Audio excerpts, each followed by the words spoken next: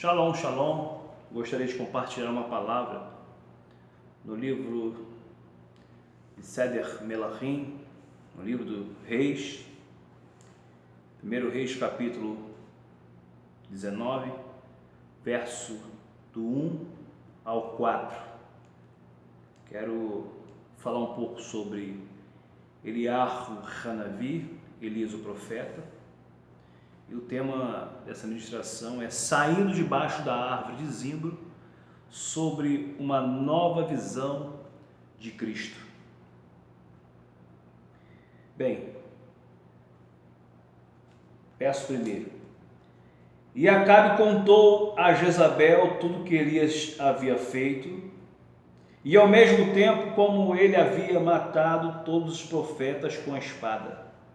Então Jezabel mandou um mensageiro a Elias a lhe dizer: assim me façam os deuses, e outro tanto, se até amanhã, a estas horas, eu não fizer a tua vida como a de um deles.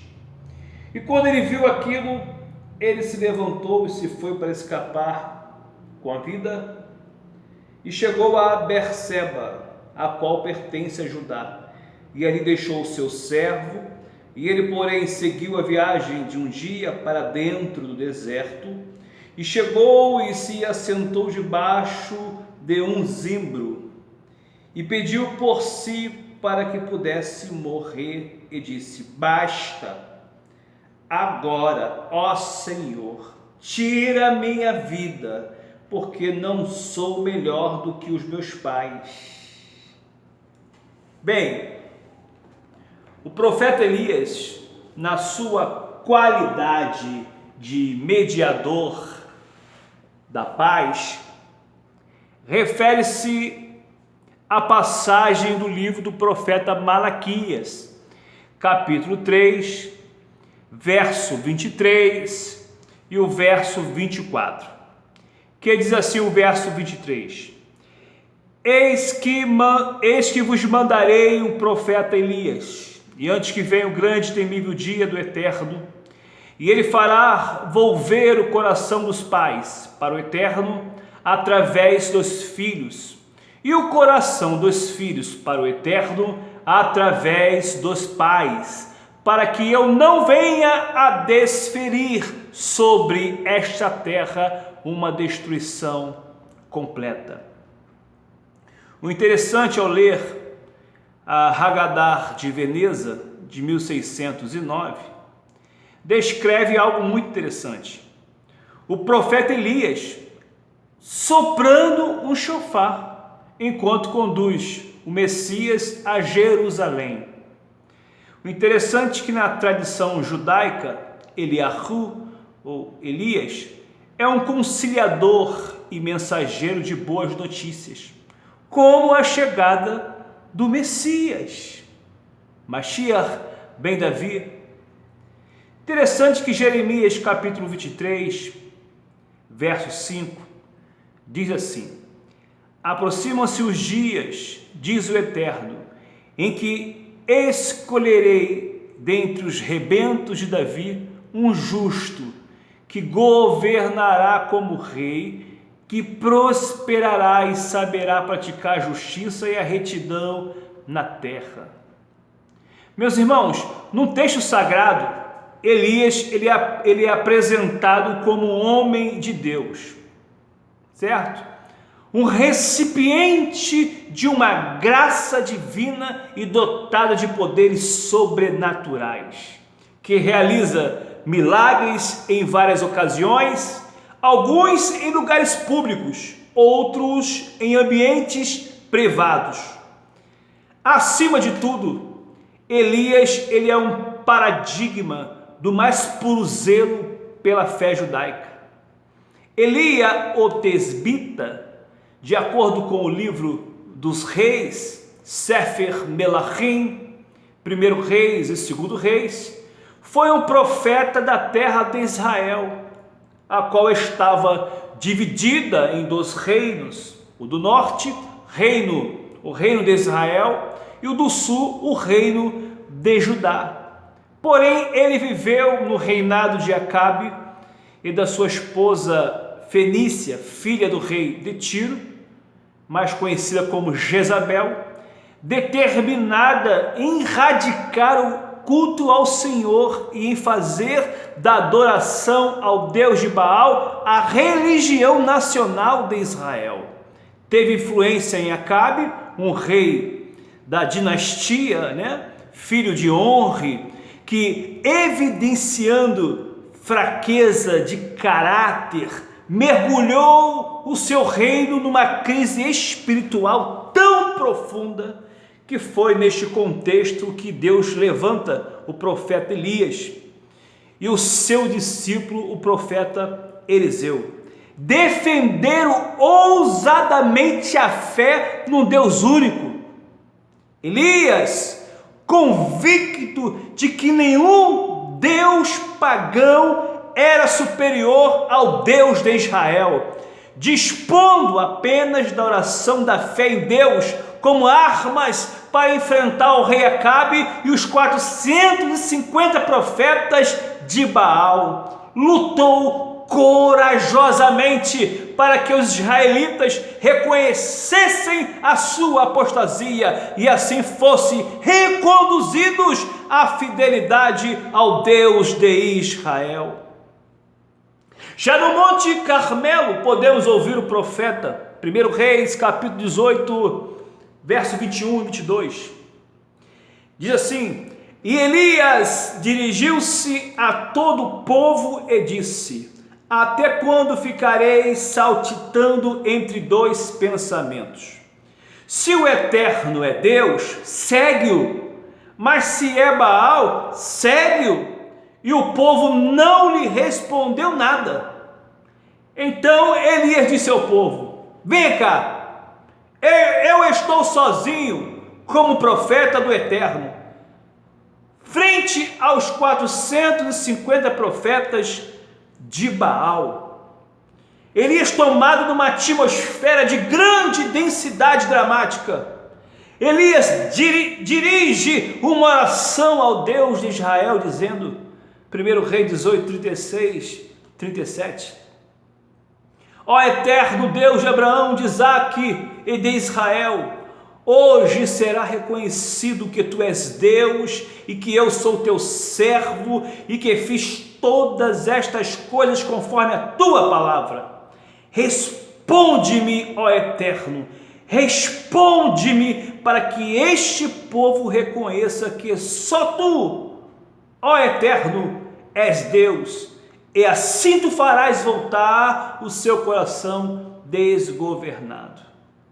Meus irmãos, o episódio do Monte Carmelo termina com o reconhecimento público do nome de Deus e a matança de todos os sacerdotes de Baal.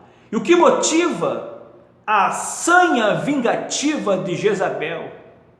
Elias é forçado a fugir para o reino de Judá, para salvar a sua própria vida. Mas após ter caminhado um dia no deserto sem comida, sem bebida, cansado e fraco, senta-se à sombra de uma árvore, um zimbro, e desmoralizado pede a morte. E então ele é visitado por um anjo que o conforta, lhe sacia a sede e a fome. Elias também teve momentos difíceis, ficou deprimido, fraco e desejou jogar a toalha. Basta, toma agora o Senhor a minha vida. Quem poderia imaginar esta cena? Justamente depois da grande vitória que Elias conseguiu no Monte Carmelo sobre os profetas de Baal, o nome do Senhor foi glorificado e o fogo caiu do céu e Elias pediu chuva e voltou a chover. E eu percebo aqui 4 fatores da depressão. Elias sentiu-se fracassado quando ele disse: basta, toma agora, ó Senhor, a minha alma. pois não sou melhor do que meus pais. 1 Reis, capítulo 19, versículo 4. Apesar da vitória contra os falsos profetas, apesar da exclamação do povo que bradou dizendo: ó Senhor Deus, o Senhor é Deus, o Senhor é Deus. 1 Reis 18, verso 39, Acabe e Jezabel continuaram como antes. Não houve nenhuma mudança de coração e por causa disso ele sentiu um grande fracasso. Ele viu que tudo o que aconteceu, esse verdadeiro avivamento que veio sobre Samaria, ele achou que o povo iria se render, ele achou que o povo iria se voltar, queria voltar-se para Deus, porém nada aconteceu. Eles voltaram para os seus deuses pagãos. E haja vista que Elias não aguentou devido a uma avalanche de adversidade, tribulações que ele estava passando e que passou durante esse período. Agora Elias sentiu uma solidão quando ele disse: eu fiquei só. 2 vezes ouvimos Elias expressando a sua solidão. Faz lembrar o rabino Shaul, que teve a mesma experiência, o apóstolo Paulo, no fim da sua vida, lá no livro de 2 Timóteo, capítulo 4, lá no versículo 16, quando ele estava de frente a um juiz, dentro de um tribunal, sozinho. Um homem que foi um verdadeiro desbravador no reino, que abriu diversas congregações, que se doou para muitas vidas, se desgastou, se doou na obra de Deus, anunciando, falando do amor do Senhor, salvando pessoas, curando pessoas. Agora, no seu último dia de vida, ele está sozinho. E ele chama Timóteo, diz: Timóteo, vem depressa, porque eu estou só, todos me abandonaram. Ou seja, ele teve o sentimento do que é ser um solitário. A solidão bateu em seu peito. E, irmãos, isso é muito sério. Sabe por quê? Porque essa foi a experiência do próprio Senhor Yeshua no jardim de Getsemane, no Getsemane, quando ele sentiu falta de Pedro, João e Tiago. Eles estavam dormindo no momento que ele estava orando, clamando, sofrendo em sua oração. Também me faz lembrar o profeta Isaías, que ele profetiza lá no capítulo 63, se eu não me falha a memória, verso 3, quando ele diz assim: o lagar eu o pisei sozinho, e dos povos nenhum homem se achava comigo, nem os próprios discípulos, Pedro, João e Tiago. Elias também sentiu cansaço. No capítulo 18, verso 46, Elias enfrentou luta, exaustão, tensão no Monte Carmelo. Também Elias enfrentou perigo físico. No capítulo 19 de 1 Reis, verso 2, quando ele disse: e procuram tirar minha vida, foi quando Jezabel o ameaçou. Queridos, quantas vezes passamos por essas situações? Quantas vezes nós nos sentimos, muitas vezes, fracos e pensamos em desistir? Quantas vezes passamos por solidão, achamos que estamos remando numa embarcação sozinho, contra a maré, e você olha e não vê ninguém para remar com você na obra? Assim acontece no Evangelho.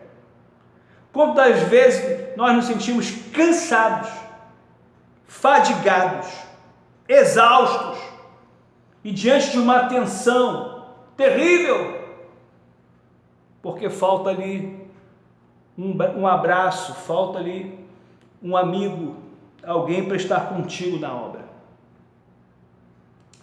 Quando eu leio 1 Reis, capítulo 19, verso 2, eu também vejo nitidamente que ele enfrentou um perigo físico. Quando ele disse, procuraram tirar a minha vida, quando às vezes nós corremos até risco em situações por causa do Evangelho do nosso Senhor. Mas eu vejo aqui que o Senhor tratou o profeta Elias de uma forma extraordinária. Deus não o abandonou. Veja como o Senhor tratou com Elias, com tanto amor e compreensão. Como o pai se compadece dos seus filhos, assim o Senhor se compadece dos que o temem, pois Ele conhece a nossa estrutura e sabe que somos pó. Salmo 103, verso 13 e o verso 14. Olha o que diz o verso 13. Assim como o pai se compadece de seus filhos, assim o Senhor se compadece daqueles que o temem. Verso 14. Pois Ele conhece a nossa estrutura e Ele se lembra de que somos pó. Aí o Senhor mandou o anjo, e o anjo preparou uma refeição para o profeta. Depois da refeição, deixou ele ter uma boa noite de sono, e depois mais uma boa refeição. Quando isso acontece, quando o profeta Elias se sentiu protegido, guardado, resguardado, ele volta para o lugar de revelação. Elias superou seu estado depressivo, porque Deus o mandou para o lugar de revelação no Monte Horebe, o monte de Deus. A revelação está muitas vezes diante dos nossos olhos. Essa revelação que Deus deu ao profeta Elias não foi do tipo normal do seu ministério. Ele passou por um terremoto, ele passou pelo fogo, mas num ciclo tranquilo e suave. Apesar de tudo, Deus não o abandonou, e ainda há muito serviço para fazer para o Senhor. Foi isso que o Senhor disse ao profeta Elias. Eu quero dizer para você que o Senhor não te abandonou. Existe ainda uma obra a ser realizada na tua vida. Ainda existe uma estrada para você percorrer, porque o Senhor determinou, e Ele vai zelar para cumprir com a sua palavra. E eu vejo aqui resultados na vida de Elias. Primeiro resultado, sua visão foi o quê? Restaurada.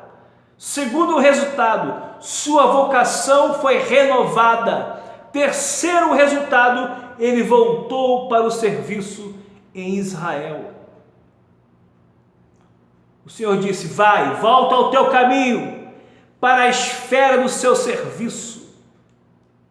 Meu querido, minha querida irmã, nossa peregrinação espiritual não só nos leva para o Monte Horebe, mas para um outro monte, o Calvário, aonde a revelação suprema de Deus foi dada.